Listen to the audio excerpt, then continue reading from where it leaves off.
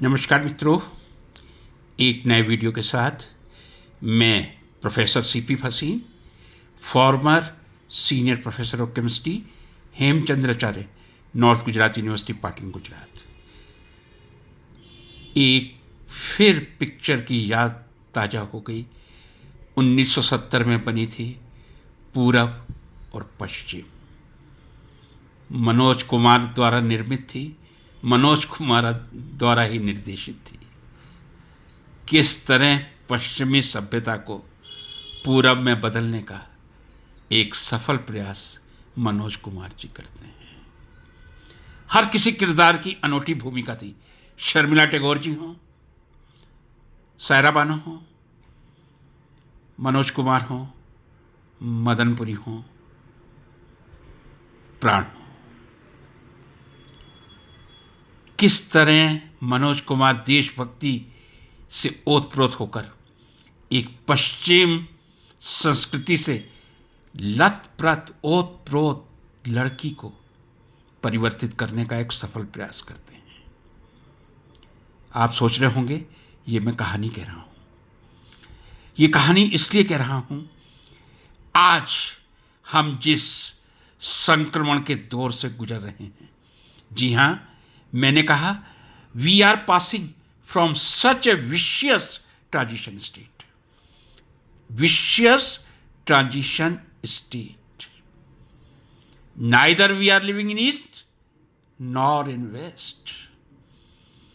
हम बहुत भाग्यशाली हैं, हमें भारत जैसे देश में जन्म लेने का अवसर मिला है, जहां की ज्ञान, जहां की संस्कृति, जहां के संस्कार, जहां की सभ्यता समूचे विश्व को प्रेरित कर रही है।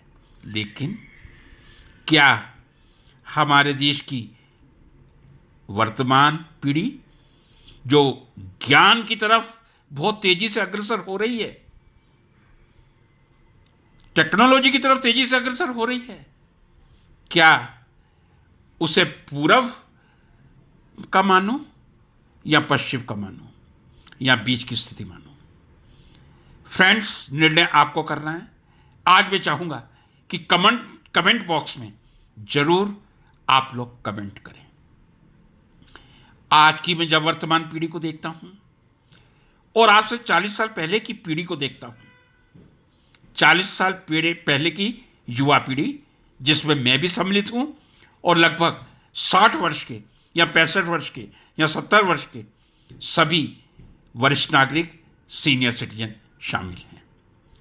सदैव से पीढ़ियों का अंतर, जनरेशन गैप चला आ रहा है।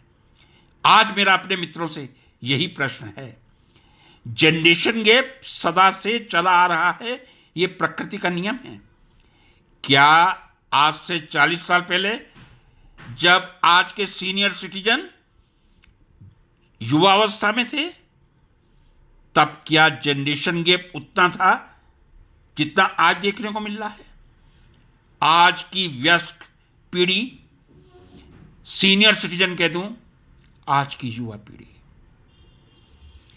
क्या आपको ऐसा नहीं लगता कि हम एक बीच चौराहे पर आकर खड़े हो गए? ना हम पूरब के हैं, ना हम पश्चिम के हैं, ना हम भारतीय हैं और ना हम फॉरेनर्स हैं। किस लिए मैं ये बात कह रहा हूं? आज से 40 साल पहले जब कोई नौजवान, यदि वो सिगरेट पीता भी था, मेरे जैसा व्यक्ति तो once in a blue moon वैसे ही पान खाता था, तब तक कभी स्मोक नहीं किया था। बहुत डरता था पान खाते हुए भी, संस्कार ऐसे थे। स्मोकिंग बड़ों से छुप के, माता पिता से छुप के, गुरुजनों से छुप के, अपनी उम्र के बड़े लोगों से छुप के एक डर मन में रहता था, मैं एक क्राइम कर रहा हूं। आज मदिरापान शायद हमारी भारतीय संस्कृति का एक अटूट हिस्सा बन चुका है। ऐसा लगता है कि यदि आप ड्रिंक नहीं करते तो आप समाज के सबसे पिछड़े वर्ग में गिने जाएंगे। जी हां, मैं ये पूर्ण आत्मविश्वास के साथ कह रहा हूं, मैं बिल्कुल ड्रिंक नहीं करता और मुझे अभिमान है अपने इस कैरेक्टर पे। लेकिन जब मैं इस सोसाइटी में बैठता हूं तो मुझे ऐसा लगता है कि शायद मैं इंफीरियर हूं। कभी नहीं लगता और कभी नहीं लगेगा। लेकिन शायद लोगों को लगे कि ये इंसान 21वीं सदी में थोड़ा पढ़ा लिखा जो है वो मदिरा पान नहीं कर रहा, ड्रिंक नहीं कर रहा। चलिए, पुरुषों की बात तो छोड़ देता हूं, नौजवानों की बात पर फिर आ जाता हूं। एक नया नाम चला है, रेव पार्टी। रेव पार्टी क्या होता है ये मुझे भी ठीक तरह ज्ञान नहीं है, लेकिन कहते हैं जहां नशा भी चले, स्मोकिंग भी चले, सब कुछ चले, कोई सीमा ना रहे, उसी को रेव पार्टी कहा जाता है। क्या रेव पार्टी का नाम आज से 40 साल 30 साल पहले किसी ने सुना था? क्या रेव पार्टी युवा पीढ़ी के विकास में सहायक हैं या बाधक हैं? इस बात का निर्णय युवा पीढ़ी को करना होगा।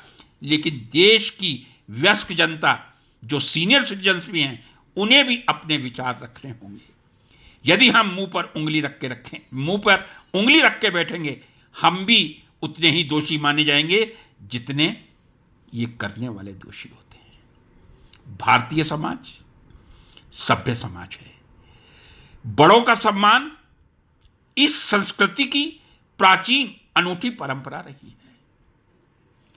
एक सीमा तक मनोरंजन समय के साथ उत्तम होता है।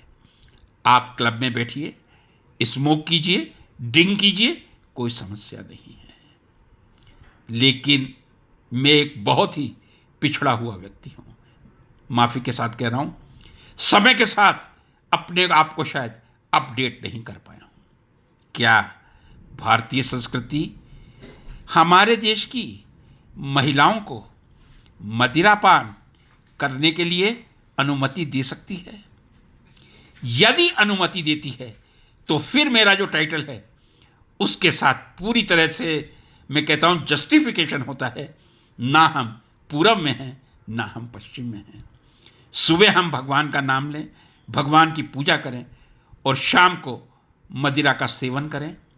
मैं मदिरा के सेवन में कोई बुराई नहीं मानता हूं, लेकिन किस उम्र में, किसके सामने, किन परिस्थितियों में, ये एक भारतीय संस्कृति की अनूठी परंपरा रही है।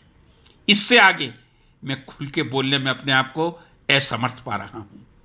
बहुत ऐसे क्षण आए जब किसी विषय पर बोलने में मुझे कभी संकोच अनुभव हुआ हो। आज थोड़ा सा संकोच का अनुभव हो रहा है। मैं ये कहूंगा, ये जो परिस्थिति है, that vicious transition state, neither we are in east nor in west, very crucial and also that is very much harmful to our next generation. क्या करना है ये हमारे देश की युवा पीढ़ी को तय करना है।